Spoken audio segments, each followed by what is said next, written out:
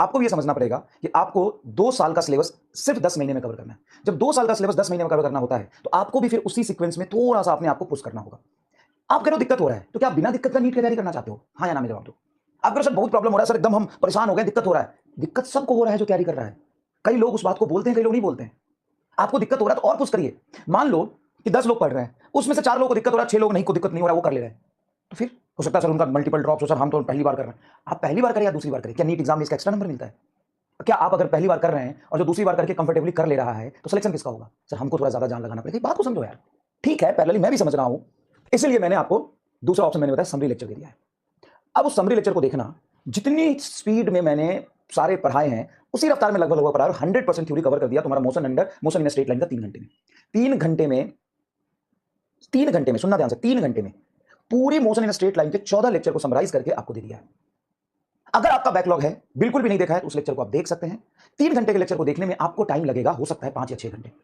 75, 76, 76, 77 page है और 76 pages में पूरा भरा हुआ है। मतलब अगर आपके नोट्स में उतना भी लिखा है ना, तो मैं कहता हूं कि पूरे साल में जितना नहीं पढ़ते ना लोग, उतना मैंने 3 घंटे के समरी लेक्चर में करा दिया। तू एक बार देख के नोट्स बता देना।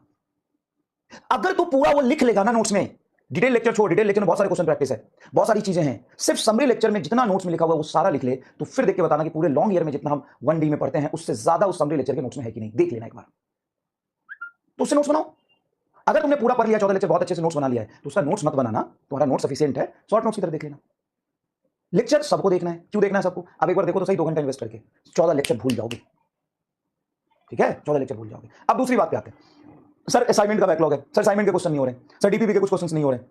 भाई मेरे, इस बात को समझो कि नीट का पेपर चाहे जिस लेवल का आ जाए, आपको कितने सवाल किए, कितने नंबर आए, इससे सिलेक्शन नहीं होता है, कट ऑफ से सिलेक्शन होता है। जब नीट का पेपर हुआ था तो बहुत सारे लोग बहुत पैनिक थे, लेकिन उनका सिलेक्शन हुआ ना, जो 550 नंबर पे भी थे। अच्छे से 560 वालों का सिलेक्शन हुआ ना। पिछले साल 650 का सिलेक्शन नहीं हुआ था, इस बार 550 का सिलेक्शन हो गया गवर्नमेंट कॉलेज में। बढ़िया। कैसे? तो ये चीज तेरे दिमाग में नहीं जा रही है, मैं समझ सकता हूं कि तुम भी बच्चे हो, तुम थोड़े से सेंसिटिव हो, पैनिक हो जाते हो, लेकिन कहीं ना कहीं इस बात को अपने दिमाग में थोड़ा सा अडॉप्ट करना पड़ेगा कि अगर एक साल पेपर बहुत इजी आता है और 650 में सिलेक्शन नहीं होता, और एक साल पेपर टफ आता है 550 में, 550 क्या 535-40 में सिलेक्शन हो जाता है, तो 120-30 नंबर का जो कट ऑफ नीचे गिरा, उसका क्या मतलब है? उसका मतलब है कि आपको अपनी बेसिक पढ़ाई पे ध्यान देनी है। पहले वो बेसिक को स्ट्रॉन्ग करो। अगर असाइनमेंट के 4 सवाल नहीं हुए तो मैं तो कह रहा हूं कि नहीं होंगे, छोड़ने थे उसको। अगर मैं तुम्हें बोलूं कि मैंने तुम्हें कल यहाँ पे इंक्लाइन प्लेन के कुछ क्वेश्चंस दिए थे, जो आज मैं कराऊंगा, ये क्वेश्चंस दिया था, ये क्वेश्चंस दिया था, इंक्लाइन प्लेन पे और भी बहुत सारे सवाल दिए थे। ये सवाल तुमसे नहीं हुए, मान लो ये नहीं हुआ तुमसे, कोई बात नहीं। आज तक नीट में ऐसे सवाल आए हैं? आज तक।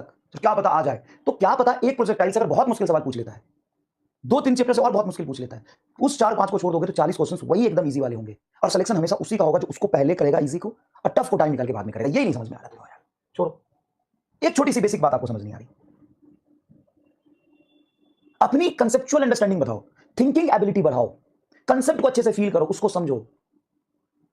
और मैंने बोला था करना है नहीं, मैंने तो बोला था देख क्या है, तो उसमें रोने लगे, मेरे से नहीं हुआ सर, वो क्या क्वेश्चन दिया था सर, समझ नहीं आ रहा सर, हम फ्रस्ट्रेट हो गए। अरे फ्रस्ट्रेट नहीं हो, जो क्लास में पढ़ा है वो पढ़ अच्छे से, ठीक है। और समरी लेक्चर सब लोग देख लेना। क्यों समरी लेक्चर सब लोग देख लेना? बहुत काम की चीजें उसमें है और सब लोगों को फायदा होगा। बैकलॉग अगर है आपका, वहां से क्लियर कर लीजिए, थोड़ा सा धीरे धीरे देखिएगा, 100% क्लियर हो जाएगा। दूसरा, जिसका रिवीजन नहीं हुआ देख लीजिए। तीसरा, जिसका रिवीजन भी हो गया, सब कुछ अच्छे से कर लिया, फिर भी देख लीजिए, 2 घंटे समय देके आपको फायदा